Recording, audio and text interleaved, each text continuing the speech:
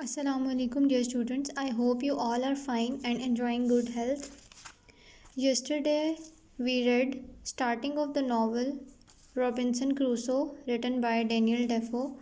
The novel is about the story of a man on his voyage, Robinson Crusoe, whose ship was wrecked and he has to swim to a desert island. At first, he was very afraid that he might be eaten by wild animals, or he knows that some people in that part of the world are cannibals. Cannibals are the people who eat humans. He can be eaten by those people. Soon after that, Crusoe realizes that he is all alone in a strange island. He brings as much as he could from the wrecked ship, but over his long years of island and surviving there all alone, he learned how to make himself safe and comfortable. And a little introduction was about Daniel Defoe, the writer of the novel, who is one of the earliest novelists. And Robinson Crusoe is very first novel of Daniel Defoe. He wrote it in his 60s. We read the starting of the novel, which was introduction of Robinson Crusoe and how he started his journey voyage to West Africa. After that, we learned how the weather took over them and they have to get out of their ship and swim on their own towards the island to save their lives. We read that how Robinson Crusoe was being apart from his fellows and has to be on the island. He swam throughout the way to save his life from the water, and after the water was far from him and he was out of its reach, he was in fear. After a short rest and after thanking God that my life had been saved, I walked about on the shore. I thought of my friends from the ship. They must have all been drowned, for I never saw them afterwards, or any sign of them, except three of their hats and two shoes that were not a pair. I looked at the wreck of the ship. It was so far away that I could hardly see it. The sea was rough around it, and I thought, Lord, I cannot believe that I came all this way through such a storm. Then I began to look round me to see that kind of place I was in. And what was the next thing to do? I was wet, I had no dry clothes to change into, and nothing to eat or drink. What? I was afraid that I would find no food and die of hunger, or that I would be eaten by wild animals. I had no weapon to hunt and kill animals for food with. There was nothing I could use to defend myself from any creature that might wish to kill me.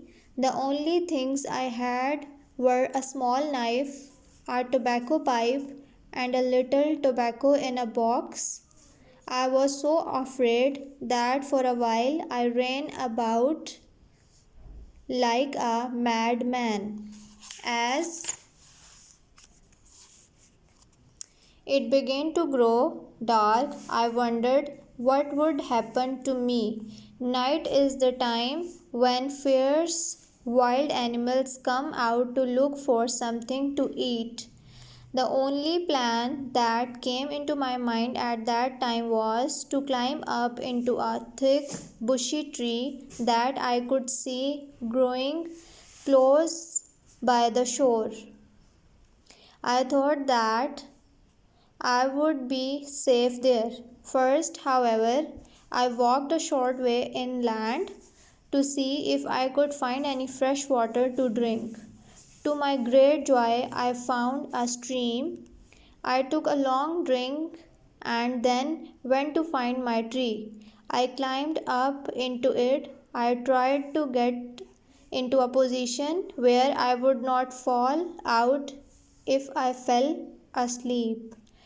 I cut a short stick to defend myself if needed. Then, quite tired out by all that had happened to me, I fell fast asleep. Back to the ship.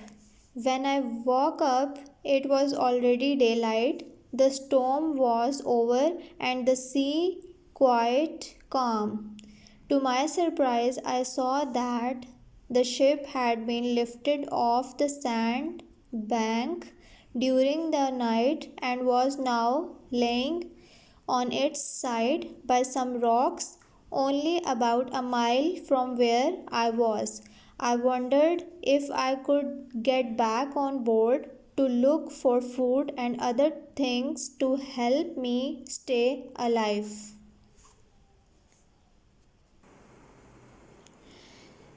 In the afternoon, the sea was very calm and the tide was so far out that I was able to walk to within a quarter of a mile of the ship. I saw now how foolish it had been to leave the ship. If we had stayed on board, we should all have been able to get to shore and I would not have been left alone. But it was no use thinking of what might have happened. I decided I must try to get to the ship. I pulled off most of my clothes and went into the water. When I came to the ship, I saw a small length of rope hanging down the side. With great difficulty, I got hold of it and managed to pull myself up onto the deck. The first thing I did was to search and see what was spoiled and what was undamaged. I found that most of the food on the ship was dry and untouched by the water. I was very hungry, so I took a handful of biscuits and ate them as I walked around, for I had no time to spare. The chief thing I needed was a boat or something like it, so that I could take to the shore all the things which I knew I wanted. It was no use sitting wishing for a boat, for there was none. So I looked around to see what I could use to make a boat. I found several large pieces of wood and threw as many as I could move into the water. I tied each one with a rope so that it could not float away. Then I went down the ship's side and, pulling them to me, I tied four of them together at both ends as tightly as I could to make a raft. Then I laid two or three shorter pieces across them and found I could walk on the raft very well. However, it was not able to carry any great weight because the short pieces of wood were too light. So, I used a saw to cut one of the ship's masts into three pieces and added them to my raft. It was hard work, but it made my raft strong enough to carry quite a heavy load.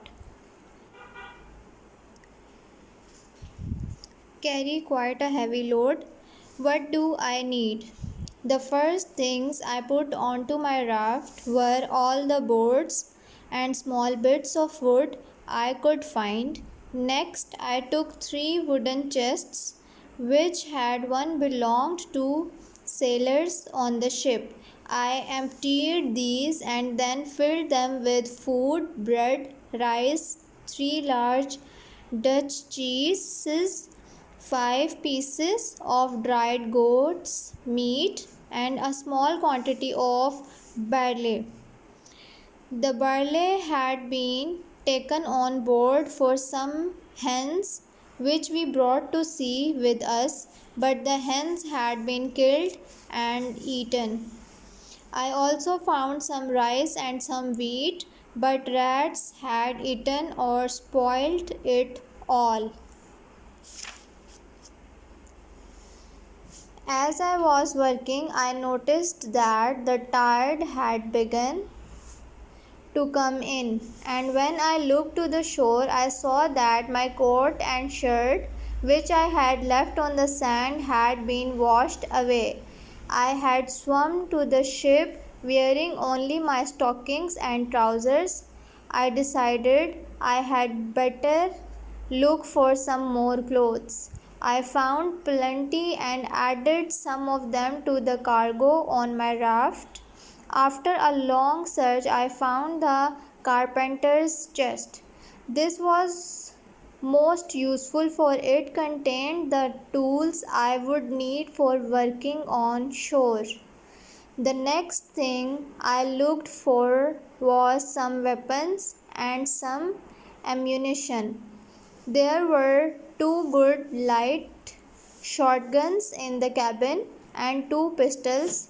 I took these with 2 old swords, 2 barrels of gunpowder, some powder horns, and a small bag of shot. Now my raft was very well loaded, and I began to think about how I could get to shore with everything. The raft had no sail or oars. 3 facts encouraged me. First, there was a smooth, calm sea. Next, the tide was rising and going in towards the shore. Last of all, there was a little wind blowing towards the land. I found 2 or 3 broken oars belonging to the boat, and then I set off for the land. In trouble again. For about a mile my raft went very well, only it seemed as though it would reach the shore further away from where I had landed. From this I knew that there was a current. I guessed that this would take the raft to some stream or river where it would be easier to land my cargo. I was right. In front of me appeared a small opening in the land, and I found the strong current flowing into it. I tried to guide my raft towards the opening as well as I could, but here I almost had a second shipwreck. One end of the raft ran onto a sandbank, and the other end sank down dangerously into the water. In another moment, all my cargo would have fallen off the raft into the sea. The water was not deep, so I jumped off. I put my back against the chests to keep them in place, but I could not push the raft off the sandbank. I was afraid to move, so I had to stand there for nearly half an hour. By that time, the tide had risen a little more, and my raft floated off easily. The tide carried me to the mouth of a little river with land on both sides, and I looked for somewhere to get ashore. At last, I saw a place on the right bank of the river, and with great difficulty I guided my raft towards it. As I got nearer, I was able to reach the bottom with my oar to push the raft to the bank. But there I nearly lost all my cargo again, for the bank was so deep, that there was no place to land one of my raft. If it ran onto the bank, would be much higher than the other, and all my cargo would slip off into the water. All that I could do was to wait till the tide was at its highest.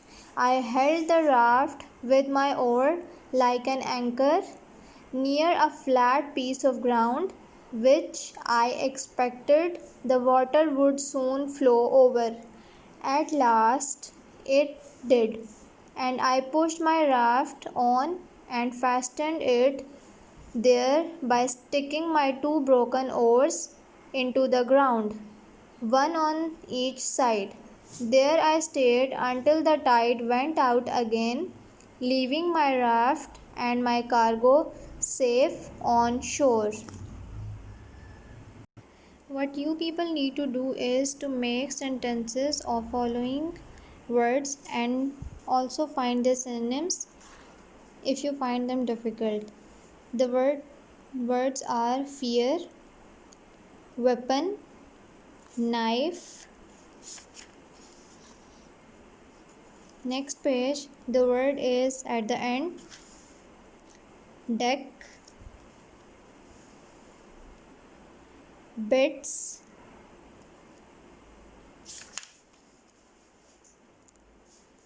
plenty, raft, encouraged, steep. These are the words. You have to make sentences of these words. And what he have read today was, though he was safe on the shore, but he had to go for food and some necessary things which he will need to be alive. The food was very important to be all alone, so that he has to risk his life, and he again faced a storm and lost his raft, which he has made after so much struggle. In next lecture, we will read how he will manage to live all alone without any home or other person to whom he can discuss or share or get help about his current situation. Kindly do your homework, complete your notebooks so that you have to submit on a specified date. Meet you in the next lecture. Stay safe. Allah Hafiz.